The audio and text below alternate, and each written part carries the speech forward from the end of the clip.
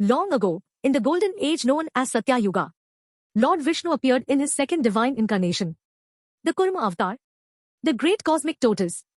This is the story of how Lord Vishnu saved the universe by becoming the foundation of creation itself.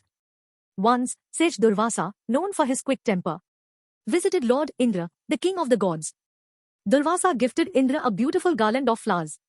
But Indra, feeling proud and careless, placed the garland on his elephant Airavata. The elephant threw the garland to the ground and stepped on it. Sage Durvasa became very angry. He cursed Indra, saying, "You will lose your power and glory." Because of this curse, the Devas, gods, became weak.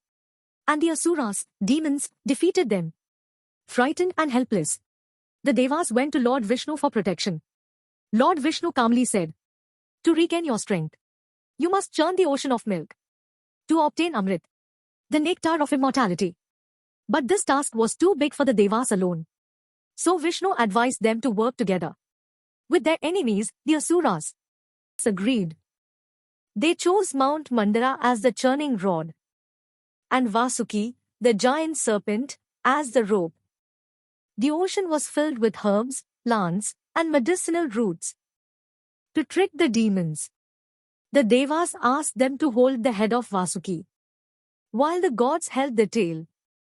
Soon, poisonous fumes came from Vasuki's mouth, making the Asuras tired and weak.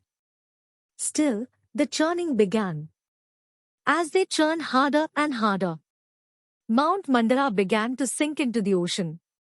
The Devas and Asuras became worried. The churning stopped. That is when Lord Vishnu appeared again, this time as the Kurma avatar. Lord Vishnu transformed into a gigantic tortoise and went deep into the ocean.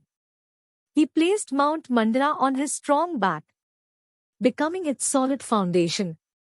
With the mountain supported, the churning could continue.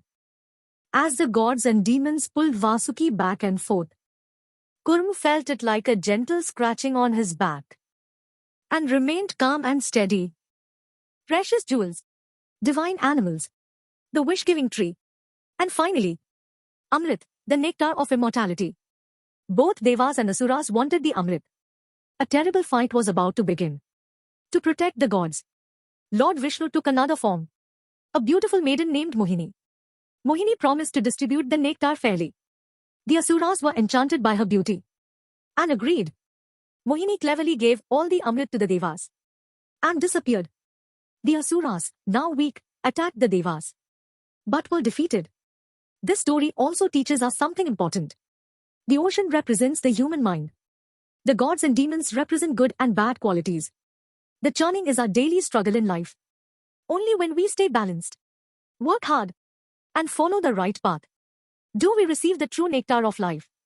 And that foundation of balance is Lord Vishnu.